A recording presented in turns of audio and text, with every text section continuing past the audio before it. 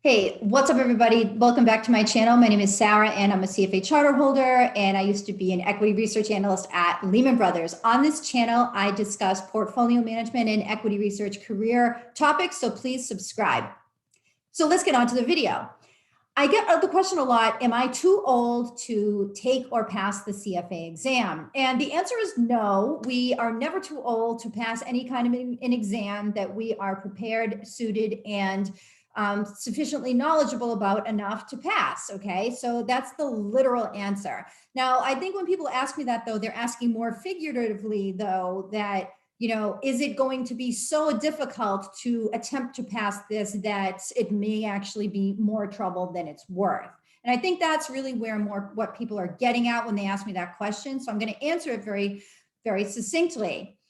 It probably might be if you're asking that question, okay? And so I'm not going to say that at any particular age, it's not worth it to try to get into portfolio management, equity research, trading, investment banking, whatever it is that you're taking the CFA exam so that you can get the job for, okay? I'm not going to say that because, again, things do happen. You may have connections. You may have come off an incredible stint in one career, and that may have prepared you so well for the other one. But I think that these are the exception rather than the norm. And I think a lot of times when people are looking at the CFA exam, and here's just me real talking here, I think people look at it a lot of times as a Hail Mary or a savior that's going to come in and fix whatever's wrong within your career background that makes you unsuited for whatever job you're trying to get. And the reality of it is that it's not, because the CFA is not 100% practical. It's not specified to any one particular job. It definitely is a rite of passage. Like when you get a few levels of the CFA down, or when you get it, not just passing level 1, because a lot of people do that, but when you actually make serious progress or get it, then that does say something to people that you do have, that's a serious credential, and that you do have a lot of skill that a lot of people don't have because they were eliminated so far. So I'm not going to say it doesn't work in your favor. It definitely does. But it's not going to be a Band-Aid to fix or bandage whatever gaping hole there may be in your resume or your career background that was the inhibition preventing you from getting the job that you've been trying to get for years.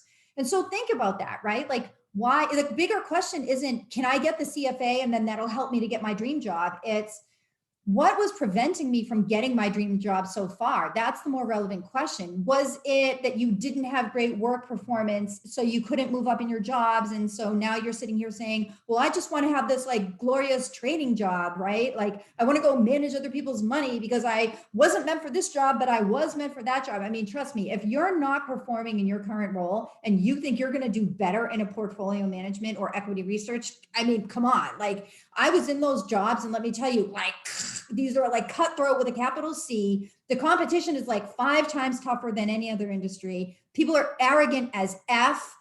And I can't say the word on the channel, but you know what I'm saying? Like people, these are some of the most arrogant people like in the working population. Okay. No one wants to help you with anything. They'll let you drown, like, I mean, figuratively, but they'll just like let you drown in your own failure before they lend you a hand. Trust me, that is what these people are like in some of these jobs. Okay. The more competitive, the more they're like this.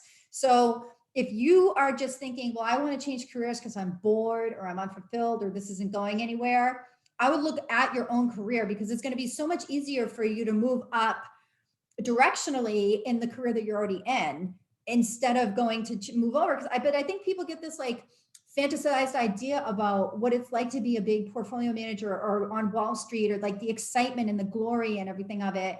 I mean, you see what's happening with like GameStop and Reddit and Robinhood, and the retail investor is getting a little bit more clout nowadays, but the things don't change. This is in many ways like playing high stakes poker, being in one of these roles. And it's, yes, it's fun. And I mean, I was in these roles, right? Like it's fun and exciting to track the markets and be trading and see the news and the headlines and to make a great trade and get a lot of money from it. And like, I mean, look, I've done that.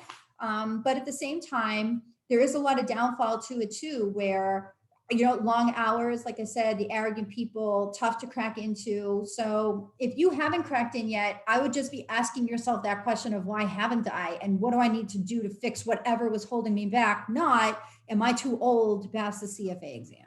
So thanks for watching. Let me know what you think. And if you want to download some free sample models, CFA study planners, or join my newsletter list where I talk about these topics, please go ahead and just click the link below.